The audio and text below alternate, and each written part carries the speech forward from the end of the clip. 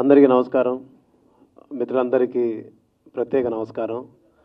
చాలా రోజులైంది మిమ్మల్ని కలిసి, మిమ్మల్ని చూసి. అండ్ ఈరోజు అక్కడ చూస్తున్నాను బీమ్స్ ఫర్ బాలయ్య అని. కొన్ని మనం చూసేటప్పుడు ఆనందాన్ని ఇస్తాయి, కొన్ని వాటికి పనిచేస్తున్నప్పుడు భయాన్ని ఇస్తాయి.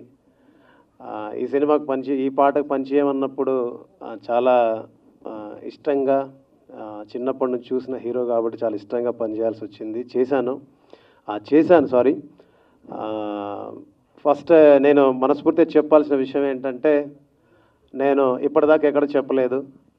నేను మణిశర్మ గారికి, అది కరెక్ట్ పదం నాకు తెలియదు ఎగ్జాక్ట్లీ, నేను ఏకలవ్య శిష్యుణ్ణి. ఆయన స్టూడియో ముందు ఒక చిన్న పార్క్ ఉంటే ఆ పార్కులోనే తిరుగుతూ ఆయన కనబడితే చాలు చూడాలి, ఆయన ఒకసారి కలవాలనుకొని కొన్ని సంవత్సరాల పాటు అక్కడ నేను మాటుగా దాని ఏమంటారు అక్కడ వెయిట్ చేసి ఆయన సినిమాకి, ఆయన సంగీత దర్శకుతో ఒక్క పాటైనా రాయాలని ఎదురు చూసిన కొన్ని వందల మంది రచయితలు నేను ఒకడిని. బట్ నాకు ఆ అదృష్టం రాలేదు. కానీ ఆయన్ని చూసి పాటలు ఎలా చేయాలో నేర్చుకుని వచ్చిన వాడిని. ఈ పాట చేసినప్పుడు కావచ్చు, ఈ పాటకి మ్యూజిక్ ఇచ్చినప్పుడు కావచ్చు, ఆయన పూనరని చెప్పవచ్చు. ఆయన ఊహించుకొని, ఆయనను మనసులో పెట్టుకొని, ఆయనను ప్రేమిస్తూ చేశాను నేను. సో మణిశర్మ సార్, మీకు నా జీవితకాలం రుణపడి ఉంటాను. మీకెప్పుడు నా సాష్టాంగ నమస్కారాలు తెలియజేస్తూనే ఉంటాను. మీరు లేకుండా, మీ పాటలు లేకుండా నాలో ఇంత కమర్షియల్ పాటలు చేసే శక్తి వచ్చేది కాదు. మీ పాటల్ని చూసి నేర్చుకొని ఈరోజు ఇక్కడ నిలబడి మాట్లాడగలిగేంత ధైర్యాన్ని పొందాను, స్ఫూర్తిని పొందాను, గౌరవాన్ని పొందాను. సో మీ పాదాలకు నా నమస్కారం ఎప్పటికీ. ఇకపోతే గత కొన్ని సంవత్సరాలుగా ప్రయత్నం చేస్తూనే ఉన్నాను. పాట రాయరు. ఎన్నోసార్లు అడిగి చూశాను, బట్ అవ్వలేదు. ఎన్నోసార్లు ప్రయత్నం చేసి విఫలమయ్యాను.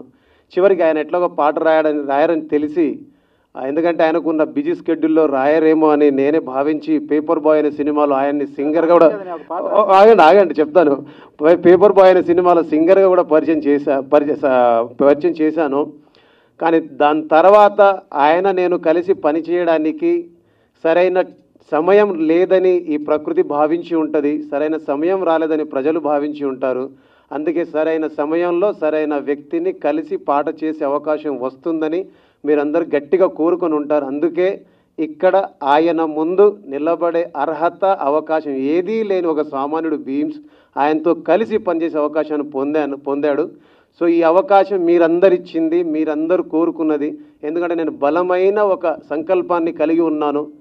చంద్రబోస్ అనే పేరుని పలకడానికి కూడా సరితూగని ఒక బీమ్స్ చంద్రబోస్ సార్తో కలిసి పనిచేసే అవకాశాన్ని కల్పించినందుకు ఫస్ట్ బెల్లంకొండ సురేష్ సార్కి అండ్ గోల్డెన్ టర్టిల్ బ్యానర్కి అండ్ మీడియా ముఖంగా మీ అందరికీ, ప్రజలందరికీ నా 25 సంవత్సరాల కష్టానికి, నాతో పాటు కలిసి ప్రయాణం చేస్తున్న 25 ఏళ్ల పాటకి నేను మనస్ఫూర్తిగా దానికి దక్కిన గౌరవంగా నేను భావిస్తున్నాను. సార్, నా ప్రేమను చెప్పడానికి మాట్లాడదామంటే మీరే పాటలు రాస్తారు, మీరే మాటలు రాస్తారు. నా ఇష్టాన్ని తెలపడానికి, గట్టిగా చెప్పడానికి ప్రయత్నం చేద్దామంటే మీ ముందు నిలబడి మాట్లాడడానికి భయంగా ఉంటుంది. ఎందుకు ఇవన్నీ చెప్తున్నానంటే, నన్ను ఓయిరాజు కన్నుల్లో నువ్వే, ఓయిరాజు గుండెల్లో నువ్వే, ఓయిరాజు నిన్ను చూడకుంటే మనసాగదయ్యో, ఏ మంత్రమేసావయ్యో అని 2003లో నేను పాట రాస్తే దాన్ని గుర్తుపెట్టుకొని ప్రశంసించి నువ్వు జీవితంలో పైకొస్తావని చెప్పిన వ్యక్తి. నేను జీవితంలో చాలా కష్టంలో ఉన్నప్పుడు, సినిమా కెరీర్ పరంగా చాలా డౌన్లో ఉన్నప్పుడు, ఎటెళ్ళాలి, ఏం చేయాలని తెలియనప్పుడు అర్ధరాత్రి అపరాత్రి ఒక 2 సార్లు కాల్ చేసి, సార్ మీతో మాట్లాడాలని ఉందంటే ఆయనకున్న బిజీ స్కెడ్యూల్ని పక్కకు పెట్టేసి నాతో గంట సేపు మాట్లాడారు. బీమ్స్, ప్రతి మనిషికి ఒక రోజు ఉంటుంది. ఆయన రాసిన ఒక పాట ఉంది, మీ అందరూ తెలుసు. మౌనంగానే ఎదగమని మొక్క నీకు చెబుతుంది. ఆ పాట నాకు పాటంలా చెప్పి ఈరోజు మీ అందరి ముందు నిలబడడానికి, నేను ఇవాళ మీ అందరి ముందు ఇలాగ గర్వంగా మాట్లాడడానికి నా వెనకాల ఉండి నడిపిన చంద్రబోస్ సార్కి మనస్ఫూర్తిగా ధన్యవాదాలు. ఇక ఫైనల్గా చంద్రబోస్ గారిని పొగుడుతున్నా అనుకోకపోతే ఫైనల్ ఒక వర్డ్ చెప్తాను మీ అందరికీ. నేను పాటల రచయితగా ఉన్నప్పుడు నువ్వు పాటలు రాస్తే బాగుండదు అని ఆదేశ్ రవి అన్న అని ఉంటారు. ఆదేశ్ రవి అన్న చెబితే నేను మ్యూజిక్ డైరెక్టర్గా ట్రై చేస్తే నాకు సంగీతం చేసే అవకాశం వచ్చింది. నువ్వా నేనా అనే సినిమా. ఆ సినిమాకి నేను మ్యూజిక్ చేయడానికి నాకు అవకాశం వచ్చినప్పుడు చంద్రబోస్ గారిని కలిసి నేను ఈ సినిమాకి మీరు పాటలు రాస్తే బాగుంటుందంటే, చంద్రబోస్ గారికి చాలామంది కాల్స్ చేస్తున్నారు, తీయట్లేదు. కానీ తమ్ముడు మ్యూజిక్ డైరెక్టర్ అవుతున్నాడంటే నేను పాటలు రాస్తానని ఆదేశ్ రవి అన్న ఫోన్ తీసి అన్న ఫోన్కి ఆన్సర్ చేసి నా కోసం ఆఫీసుకు వచ్చి నేను ఈ సినిమాకు పాట రాస్తానని చెప్పేసి నాకు తోడుగా నిలబడి, ఆయన ఆ రోజు నా భుజం తట్టి ఉండకపోతే, ఆ రోజు నాకు వెన్నుదన్నుగా నిలబడి ఉండకపోతే ఆ అవకాశం నాకు వచ్చి ఉండేది కాదు. ఈ సంగీత దర్శకుడు భీమ్స్ మీ ముందు ఉండేవాడు కాదు.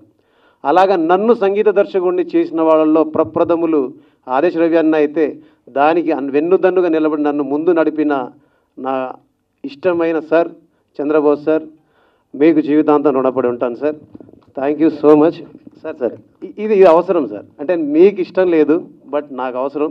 మా తల్లిదండ్రులు చూస్తున్నప్పుడు అనుకుంటారు, అరే చంద్రబోస్ గారితో కలిసి నా కొడుకు పనిచేశాడు అని వాళ్ళు అనుకునేటప్పుడు నాకు అనిపిస్తుంటుంది.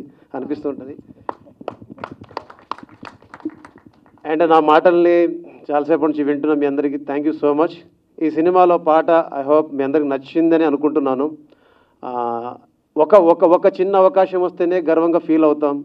అలాంటిది సాక్షాత్తు చంద్రబోస్ గారు, బెల్లంకొండ సురేష్ సార్ అండ్ బాలయ్య బాబుతో కలిసి ఒక పాటని చేయడానికి అవకాశం వచ్చింది. ఇది అదృష్టంగా భావిస్తున్నాను. మీ అందరికీ మనస్ఫూర్తిగా ధన్యవాదాలు.